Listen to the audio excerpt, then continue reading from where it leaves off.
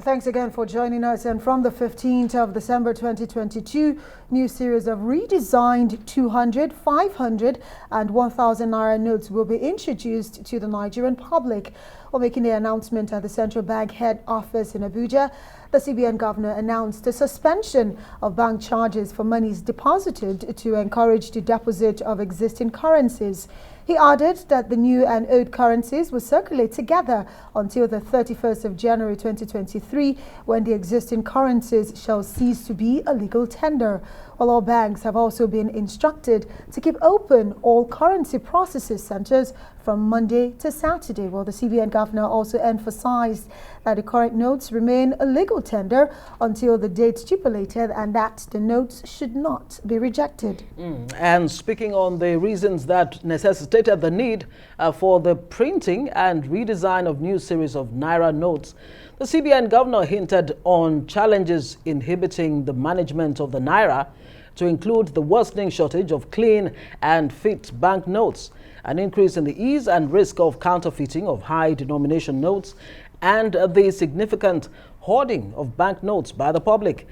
As at September 2022, available data at the CBN indicates that 2.73 trillion Naira out of 3.23 trillion Naira in circulation is being held by the public. In recent years, the CBN has recorded significantly higher rates of counterfeiting, especially at the higher denominations of 500 and 1,000 Naira notes, banknotes. Although global best practice is for central banks to redesign, produce and circulate new local legal tender every 5 to 8 years, our existing series of banknotes, the Naira, has not been redesigned in the last 20 years. The bank remains resolutely determined to achieve the objective of its mandate as enshrined in Section 2B of the CBN Act of 2007 to ensure a strong and effective legal tender. It is therefore no longer tenable to continue with business as usual, especially given the continually evolving circumstances that could impeach the optimal performance of our Naira. Furthermore, we believe that the redesign of the currency will help deepen our drive to entrench cashless economy, as it will be complemented by increased minting of our e-Naira. This will further rein in the currency outside the banking system into the banking system, thereby making monetary policy more efficacious. Also, in view of the prevailing level of security situation in the country, the CBN is convinced that the incidence of terrorism and kidnapping will be minimized, as access to large volume of money outside the banking system used as source of funds for ransom payments will begin to dry up.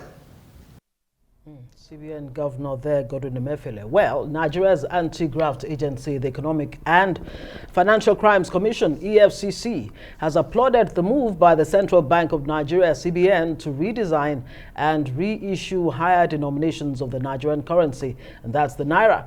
Executive Chairman of the EFCC, Abdulrasheed Bawa, is now calling on operators in the Nigerian financial services sector, especially deposit money banks and bureau de change operators, to work within the guidelines provided by the Central Bank of Nigeria to ensure seamless withdrawal of the old currency.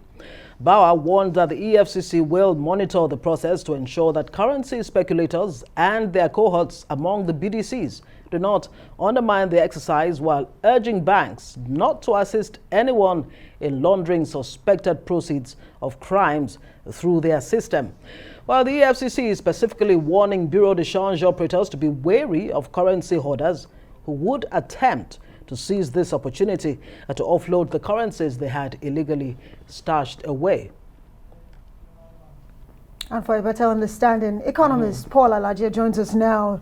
Paul, thank you so much for being here. Thanks for joining us. For having me. Well, before we get into all the nitty-gritty of the reasons why this is happening, but talk to us about the positives and why you believe this has become necessary for Nigeria to think redesigning the Naira. There are a number of reasons why this is very important. First, I will talk about what the central bank governor has not said. There are a number of things that he has mentioned. the cost of printing money, the money we spend, what we call currency or fiat, they come at a cost. Imagine what it was 20 years ago when those currencies were introduced. How much do you think that piece of paper will cost? Given the inflation, given the valuation, and how much it will cost us to reprint them time and again. So it's becoming much, much costlier for Nigeria to spend money to print, and I mean in billions, to keep printing this kind of money in circulation. And it's also very dangerous. It's also very unpredictable for central bank as to what will go back to the banking system. And we also need to look beyond not having this money in the banking system. We also need to look at how many Nigerians are banked. For instance, less than 100 million Nigerians have the BVN out of over 200 million Nigerians. So people who live in some local government, and there are a lot of local governments in Nigeria without banking presence, until the central bank introduced the agency banking, where you now have what is called POS around Nigeria today to cover those that are not banked. So these are issues why we need to do something about the currency that we carry that we call Naira. Again, we have also seen the need for central bank to control people that are holding money in their account. But will it be the permanent solution? The truth is that I doubt. You just took it right out of my mouth. I mean, will this really stabilize the country's monetary policy environment? We heard the EFCC chairman there say that the EFCC, in collaboration, of course, with the CBN, hope that this will stabilize the country's economy. Will it? Well, I doubt, and I'll be very sincere with you. Central Bank last year introduced Naira, and I spoke to the issue of Naira. A lot of Nigerians were expecting that the Naira has come to substitute the value of Naira, that Naira will be stronger. The truth is that even this, we do nothing regarding value. It will only change the face value. And in economics, it is not the face value that matters. What matters? What exactly do you mean by that? That is, I mean, is it the same when experts say, look, why don't you just do away with the higher denominations? Are you saying the same thing? If you do away with the higher denomination, the value of the lower denomination has not improved. So what they need to do technically is to redenominate. But Nigeria is not right for the redenomination because we are not increasing outputs. If we are to increase, Ghana tried it. Ghana redenominated without outputs. Without outputs. If you redenominate without increasing output, then you're going to have challenges. But Ghana is not the first to attempt to redenominate. Turkey, Istanbul tried it, and it was a success. At the time it was done because it was merged with production. Africa wants to cut corners to get to an answer.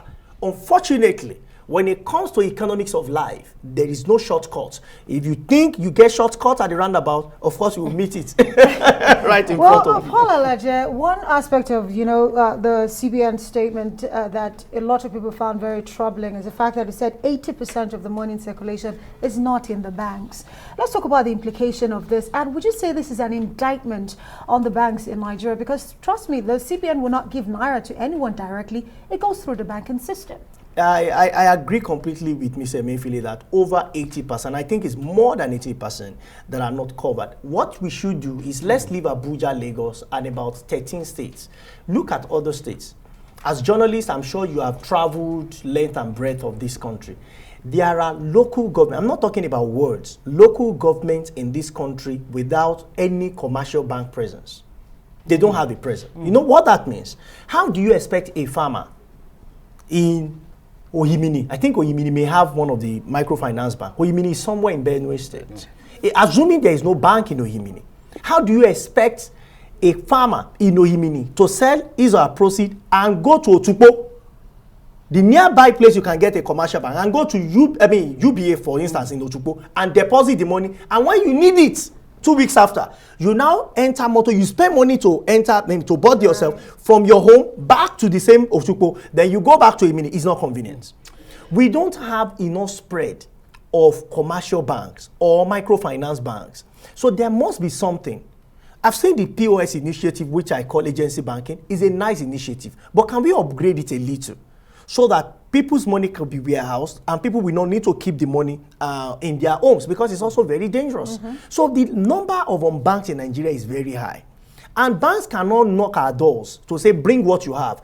it must be policy driven. And that is why you see central bank make policy and say we are increasing MPR from 13% to 14%, 14 to 14.5%. Instead of inflation going down, inflation is going up. Right. Especially in the medium term and in the short term. Inflation is still going up. And people say, why are you? Because it has implication. When you continue to increase MPR, and you expect your economy to grow next year, which I doubt, that you're going to have the kind of growth you expect because inflation is not taking it easy, and we continue to increase MPR, we are going to have crisis. Okay. So this could be a reason why central bank is saying, let's start from the beginning, let's reset, especially for this currency, and also it's going to save us costs in terms of what we are spending to print now.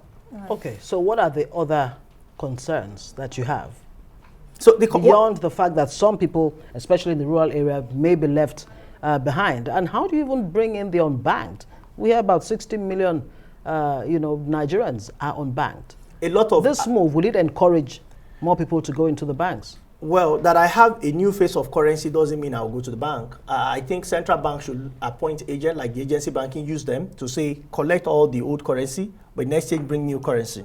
That is how it has done most of the time. You have new merchandise. The CBN governor, I was there, he said there's something that we call the token that will be introduced to help those unbanked people really have enough time to be able to exchange. So that will make sense. The old Naira that we had before this was introduced, it was agents that were appointed. They were going from houses to house, street to street. There were many, and they were getting something small on the number of old currency that they returned. So central bank has done that before, and I believe we do this. But what happens to those that EFCC is talking to? And I think Mr. Bauer is very apt. But how do we curtail politicians? And this is why I'm concerned about the timing. Politicians who want to run next year, we said it's going to end by January. Yes. If they exchange the money to dollars and the new currency comes and they change it back to new currency, have we been able to solve the problem? They haven't been changing their monies to dollars. So Mr. Bauer's team is very instrumental, is very useful in this new policy for it to produce the kind of results. How? Because central bank alone cannot achieve this. EFCC must have spy on the streets. Right. So if you are changing money you don't need, such person must be brought to book. And we will not say that it's because it's political season that EFCC is political. No. We must see EFCC, Mr. Bauer and his team, as being objective, because one of the things that central bank did not mention is what he says, that we are going to monitor and we want BDCs to comply. He has looked beyond the ordinary in his conversation. Well, at the end of the day, you say the CBN has to work with EFCC and other agencies to curtail the ripple effect of, this policy. But Paul Alaje, economist, we say thank you for your analysis tonight.